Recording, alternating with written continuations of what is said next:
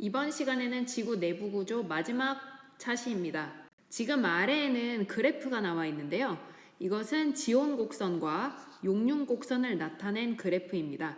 지구는요, 지구 내부로 깊이 들어가면 깊이 들어갈수록 전체적으로 온도가 상승하는 경향을 보여줍니다. 그런데 어디에서 온도 상승률이 가장 높냐면요, 지각에서 가장 큽니다. 지금 지온 곡선을 한번 보시면 지온 곡선이 이제 땅의 온도 곡선인데 가장 빠르게 상승하는 것이 지각이라는 것을 우리가 확인해 볼 수가 있습니다. 물론 온도가 제일 높은 구간은 내핵이겠지만 지온 상승률, 그러니까 깊이에 따라서 온도의 상승률이 가장 높은 것은 지각이란 이야기죠. 그리고 용융 곡선과 그 다음에 지온 곡선을 비교해 보면 그 지구 내부 물질의 상태를 우리가 유추를 해볼 수가 있는데요.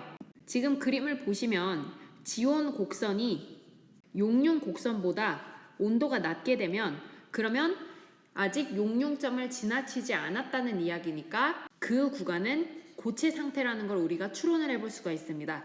그래서 지금 멘틀 같은 경우에는 지온 곡선이 용융 곡선보다 더 온도가 낮은 것을 우리가 볼 수가 있기 때문에 멘틀은 고체 상태라고 우리가 추론을 해볼 수가 있습니다.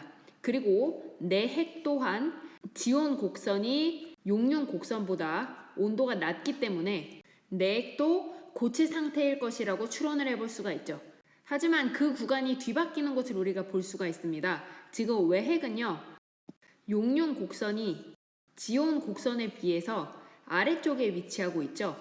그 얘기는 이 지각 내부의 물질이 용융점을 지나쳤다는 이야기니까 지금 액체 상태일 것이라는 걸 우리가 추론해 볼 수가 있는 겁니다. 그래서 외핵은 액체 상태로 이루어져 있습니다. 네, 지각도 여러분들이 잘 아시는 것처럼 고체 상태로 되어 있고요. 근데 이제 멘틀에서 여러분들이 헷갈리실 수 있는 부분이 지금 잘 보면 용융 곡선과 지온 곡선이 만나는 부분을 우리가 눈으로 확인을 해볼 수가 있습니다. 지구 내부의 온도가 구성 물질의 용융 온도에 근접했다는 이야기는 부분 용융이 일어났을 거라고 우리가 추론해 볼 수가 있는 겁니다. 그래서 부분 용융이 일어난 이 부분이 상대적으로 말랑말랑한 재질로 우리가 좀 이루어져 있기 때문에 대류가 일어나서 그 위에는 암석권이 움직일 수 있게 되는 것입니다. 바로 이 부분 용융이 이루어진 이 구간을 우리도 잘 아는 것처럼 연약권이라고 이름 짓습니다.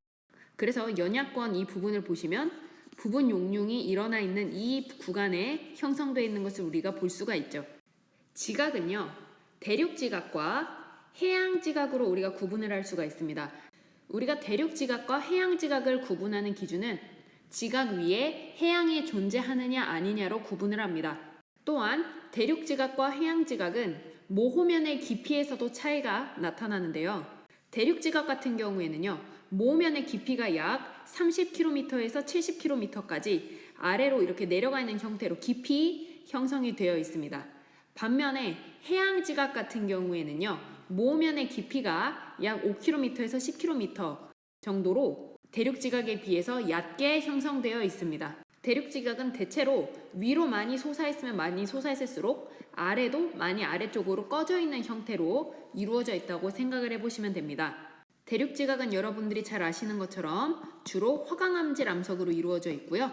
그 다음에 해양 지각 같은 경우에는 현무암질 암석으로 주로 이루어져 있습니다. 방금 앞서 설명했던 것처럼 지각 밑에 멘틀이 존재하게 되는데 그것을 이제 설명하기 위해서 지각 평형설이 이제 대두가 되게 됩니다. 밀도가 작은 나무 토막이 밀도가 큰 물 위에 떠서 평형을 이루는 것과 같이 밀도가 작은 지각이 밀도가 큰 멘틀 위에 떠서 평형을 이룬다고 생각하는 것이 이제 지각 평형설입니다. 나무 토막은 상대적으로 물에 비해서 밀도가 작잖아요. 그래서 물에다가 나무 토막을 넣게 되면은 이런 식으로 물 위에 뜨게 됩니다.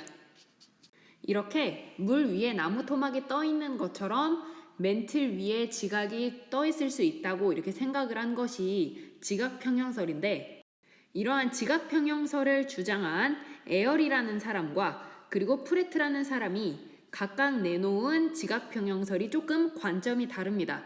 먼저 에얼이라는 사람은요, 모든 지각의 밀도가 다 똑같다고 생각을 했습니다. 대신에 지각의 높이, 크기는 다르다고 생각을 했죠. 그래서 나무 토막의 비유를 하게 되면 물 위에 밀도는 같으나 높이가 다른 나무 토막을 물에다가 띄웠을 때 상대적으로 높이가 더 큰, 길이가 더 긴 나무 토막이 물속에 더 많은 부분이 잠기게 될 것이라는 거죠. 하지만 상대적으로 높이가 작은 애들, 크기가 작은 애들은 그만큼 물에 잠기는 면적이 작아질 거라는 이론입니다. 이거를 지각과 멘틀에 그대로 대입해서 생각을 해보면요. 지각은 어디든지 밀도는 다 똑같지만 하지만 산맥처럼 높이 튀어나와 있는 곳은 조금 더 아래쪽으로 지각이 두껍게 형성되어 있다는 거죠. 그래서 모호면의 깊이가 깊게 형성이 되어 있다는 얘기입니다. 반면에 해양 지각처럼 두께가 얇은 지각 같은 경우에는 상대적으로 멘틀의 높이, 그러니까 모호면의 높이 자체가 위에 형성되어 있을 거라고 이렇게 생각을 하는 겁니다. 이게 에어리가 주장한 지각 평형설입니다. 하지만 이제 반면에 프레트는 조금 다르게 설명을 했어요. 프레트는요, 지각의 밀도가 다 똑같지 않고 다를 것이라고 생각을 했습니다.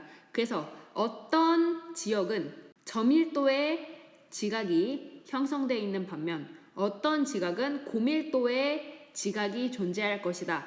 이렇게 지각이 다 같은 밀도가 아니라 밀도가 다 다를 것이라고 이렇게 생각을 했어요.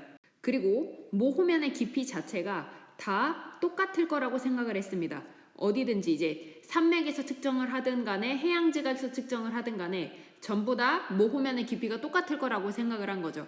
이제 나무 토막의 비유를 하게 되면 나무 토막 아래에 물에 잠긴 면적이 다 동일할 거라고 이렇게 프레트는 생각을 한 거죠. 그렇게 되려면 어떻게 해야겠습니까?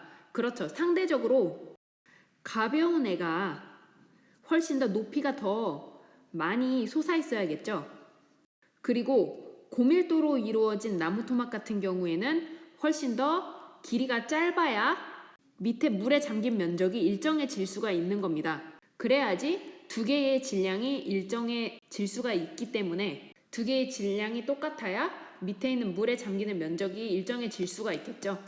프레트 같은 경우에는 밀도가 작은 지각일수록 지각의 해발 고도가 높을 것이라고 생각을 했고요. 밀도가 큰 지각은 지각의 해발 고도가 낮을 것이라고 생각을 했습니다. 또한 밀도랑은 관계없이 해수면을 기준으로 해서 모호면이 형성된 위치가 동일할 거라고 생각한 것이 프레트설입니다. 그러면 에어리설과 프레트설을 한번 표로 정리를 해보면요. 자, 지각의 밀도는 에어리는 일정하다고 주장을 했고요. 그 다음에 프레트는 높이 솟은 지역일수록 밀도가 작다고 이야기했습니다. 둘 중에서 실제로 맞는 것은 누구입니까? 그렇죠. 높이 솟은 지역일수록 밀도가 작다. 그리고 지역에 따라 밀도가 지각이 다를 것이다 라고 주장한 프레트가 이 부분에 대해서는 제대로 설명을 한 거죠. 실제로 대륙 지각 같은 경우에는 밀도가 작고요. 그 다음에 해양 지각은 상대적으로 밀도가 크니까요. 두 번째로 모호면의 깊이는요. 에어리는 높이 솟은 지역일수록 모호면의 깊이가 더 깊게 형성이 돼 있을 거라고 주장을 했습니다. 하지만 프레트 같은 경우에는 모호면의 깊이는 다 일정하다고 주장을 했죠. 그러면 둘 중에 이거는 누가 맞게 설명을 한 겁니까? 그렇죠. 이거는 에어리가 맞게 설명을 한 거죠. 높게 솟은 지역일수록 여러분 앞서 봤던 대륙지각과 해양지각 그림을 보시면 아시겠지만 대륙지각 쪽에 상대적으로 모호면의 깊이가 깊게 형성이 돼 있었고 해양지각 같은 경우에는 모호면의 깊이가 상대적으로 낮게 형성이 돼 있었죠. 해양지각 같은 경우에는 상대적으로 모호면의 깊이가 얕게 형성이 돼 있었죠.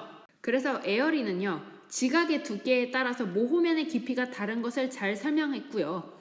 그리고 프레트 같은 경우에는 대륙 지각과 해양 지각의 밀도가 다른 것을 잘 설명을 했습니다.